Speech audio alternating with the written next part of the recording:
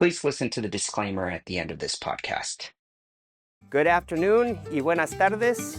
Welcome to NA Cafecito, Our Stories. We have a very special guest that's joining us here in beautiful San Juan from Colombia. So my name is Gerson Guzman. I am your host of this wonderful podcast where the NA is trying to bring the personal and professional stories of members of the broader ecosystem within alternative investments. My day job is managing partner of Seba Capital Partners, a lower middle market private equity firm. But these days, it feels like I'm having a full-time job working for AJ and the NAA on various initiatives. I've been a member of the NAA since 2007, have served on the board, and most recently actually have joined the board of the Institute, the nonprofit arm of the NAA. And we are focused since 1999 on providing access to capital for diverse managers of all communities. And the NAA was founded on that mission, believing that American success will be driven by American Latino success. Our special guest is Laura Gallego of Skandia Colombia. Laura, bienvenida. Thank you for being here in San Juan, Puerto Rico. You came from a long way away, Colombia, Bogotá to be specific. Take us back and, in particular, how you ended up in this industry. Yeah. Just walk us through that Amazing. career. Yeah, amazing. So I studied finance in Bogota at Universidad Externado. And since then, really early on my career, I wanted to work on capital markets. It was around 2007, and it was like the hot job, like you wanted to be a trader. Okay. And that was like something really interesting. In the bolsa. In the bolsa. Okay. Like being a trader on a bank or Yeah. So I started at a bank, and I was a trader for many years at a bank, and then at another pension fund.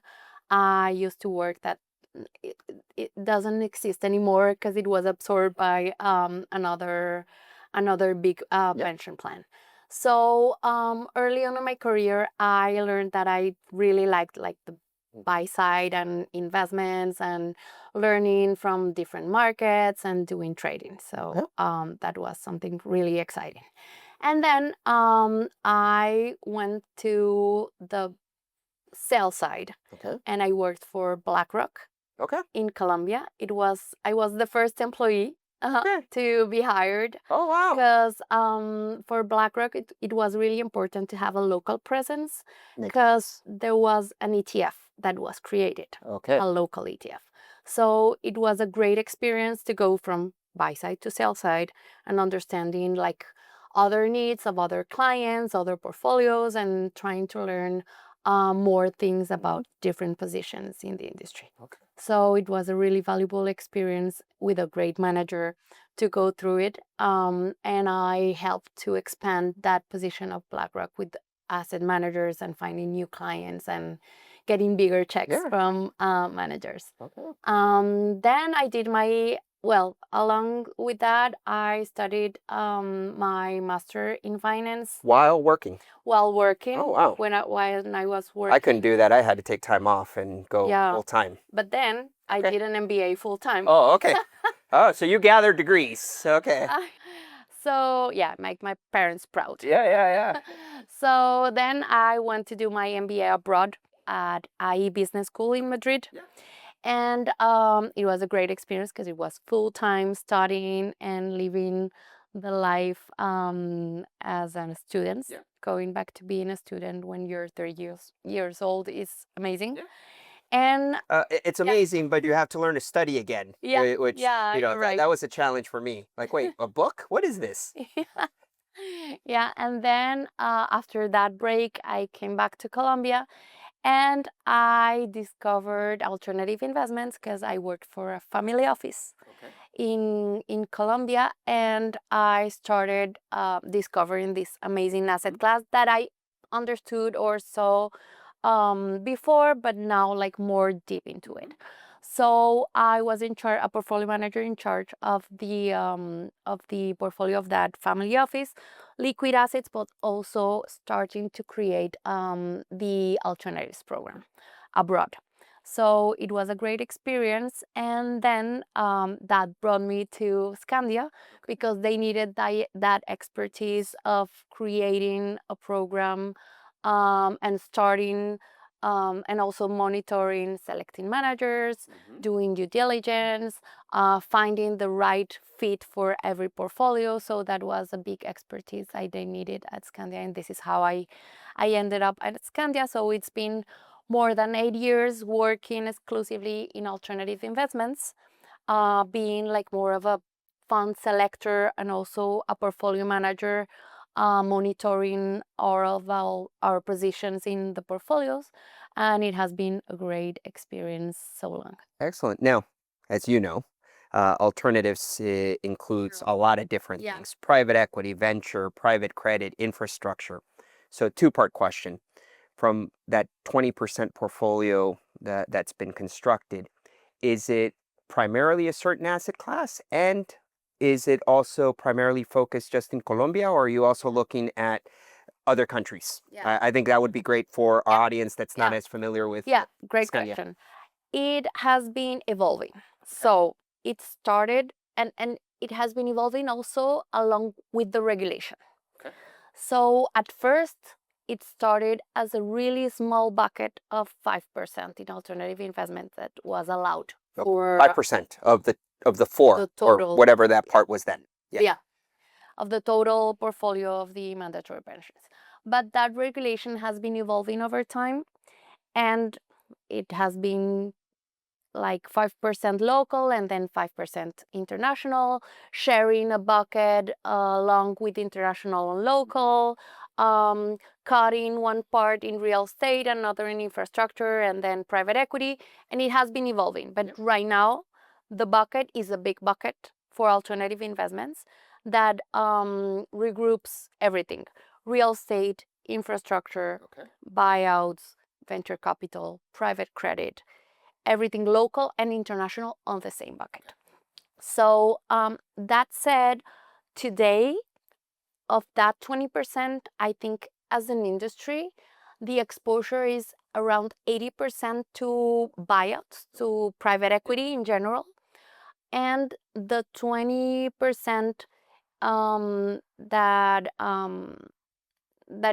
is left is more focused on something local, but local mainly on infrastructure and infrastructure debt being a big. So long-lived assets, real assets. Yeah. Okay.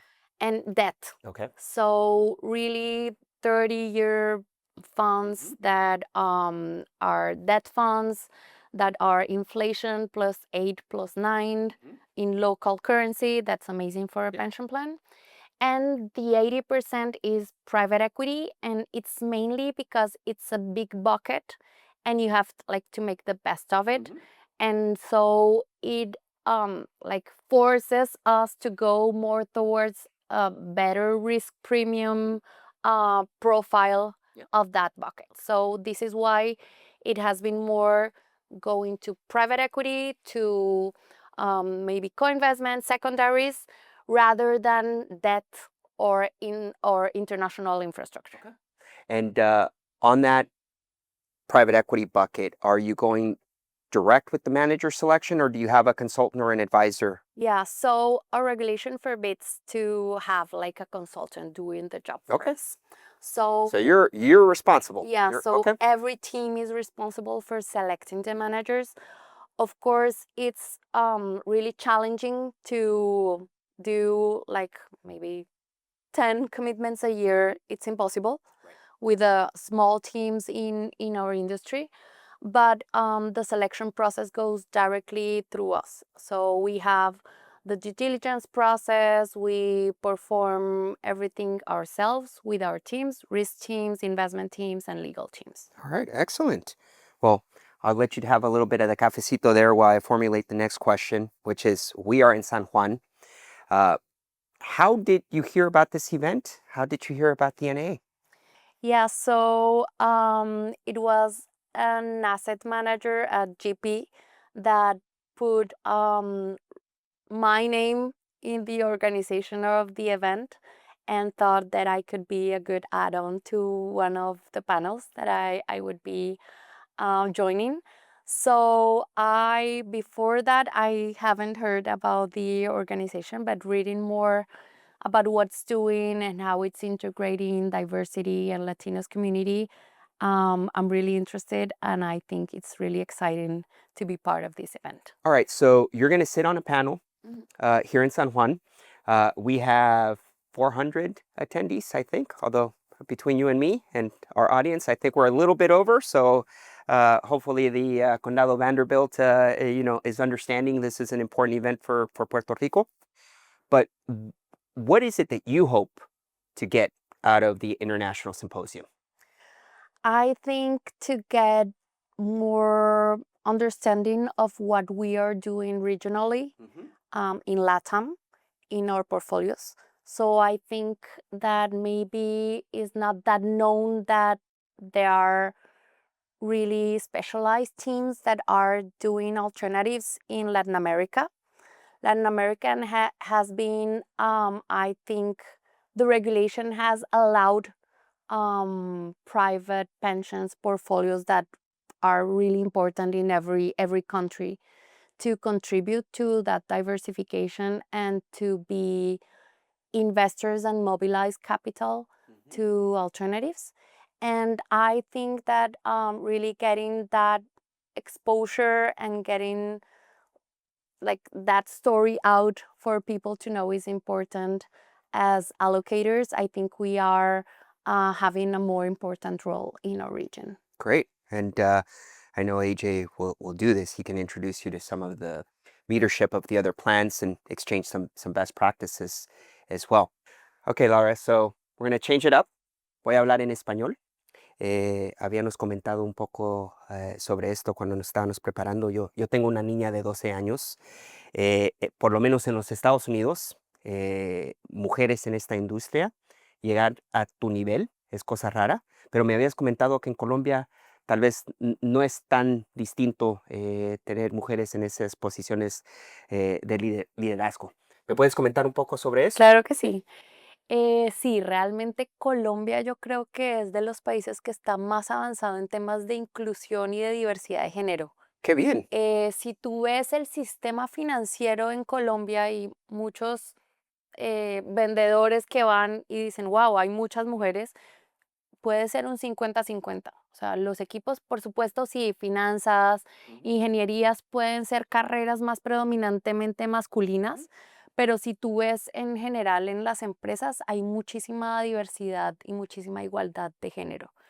En mi caso, yo creo que nunca he sentido que he competido por un puesto y que me ha ganado porque sea hombre o mujer. Creo que es algo que nunca he sentido en mi vida.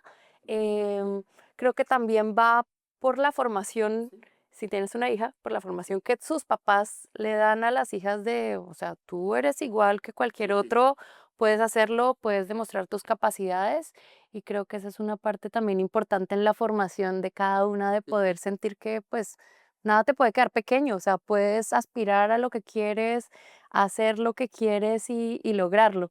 Entonces, creo que ese ha sido algo bien importante en mi carrera y me gusta muchísimo em, compartir experiencias con otras mujeres. Yo estoy en una iniciativa muy bonita en Colombia que se llama Women in Alternative Investments, que se llama Why, y ahí soy parte del comité de mentorías donde lo que buscamos es mujeres con más experiencia en el mundo de alternativos, ponerlas en contacto con mujeres más jóvenes y compartir esas experiencias y apoyarlas como en esas iniciativas de soft skills que se necesitan para avanzar en su carrera. Oye, qué bien. Entonces soy bien apasionada por el tema, me gusta muchísimo poder ayudar y poder compartir experiencias con otras mujeres. So thank you very much for sharing that with us. And I think it comes as a surprise, the amount of gender diversity in Colombia. All right, kind of shifting to maybe towards the end of our cafecito here, a couple of questions for you, more about your personal interests and who you are. What's something unique or surprising that others would not know about you, even some people in Colombia who may be listening into this? Yeah, I speak 5 languages. Oh, really? Yeah. Okay, so we got English and Spanish. What are the other 3? French, Okay. Portuguese, and Italian. Wow. Yeah. All right. Okay. That must help with the underwriting and the diligence, interviewing some of those international managers. So surprisingly, English is the most important one, and that helps in general in business. Yep. But I think that languages shape your mind, I agree. and definitely you get closer to the cultures, I agree. and it's really different, like the understanding of the outside world. Yeah. From different perspectives of different languages. I learned French when I was really, really little. I was 8 years old, so it was my second language. And This was at school or family heritage? so my dad was a police officer, and he was sent on an exchange to Paris. Oh. And then I remember going to my first school day, and my teacher was speaking everything in French. Okay. And I remember going back. In French, it's German. Police is, what's the word for police in French? La police. La police. Oh. Hey, there you go. So I remember going back from school to my mom and saying, Mom, I understood everything. I know that I don't speak French, but I understood everything. And so I think from that point on, I got like something developed in my brain that makes easier for me to learn. And my last language that I learned, I learned Portuguese then at university, and I went on an exchange to São Paulo. And then last year, I learned Italian. Okay. And just for pleasure, because I liked it. Okay. And it's something that is really related to the cultures and music and history and food. And so it's really exciting. Então, durante a recepção, podemos falar português? Claro que sim, podemos. Muito bem. No, I love languages. I speak for myself. And I fully agree with what you just said. So, absolutely. All right, for the final question, we want to have a little bit of fun. This is what we call the lightning round. Okay. So we're in Puerto Rico. We're going to go through some questions here, and you're just going to tell me what's your favorite, okay? Okay. So, Bad Bunny or Ricky Martin? It's Ricky Martin. Okay. All right. So now, Ricky Martin or Mark Anthony? Mark Anthony. Bachata or salsa? Salsa. Salsa, because Colombia. Yes, and my dad is from Cali. Okay. So Cali is the salsa capital of Colombia. Yeah. Excelente. I learned to dance when I was 3. Laura, muchísimas gracias. Thank you very much. And to our audience, thank you for joining us on today's Cafecito, NA Stories, where you got to hear from a very special guest who came all the way from Colombia. So please like and share this. And until next time, gracias y hasta la próxima.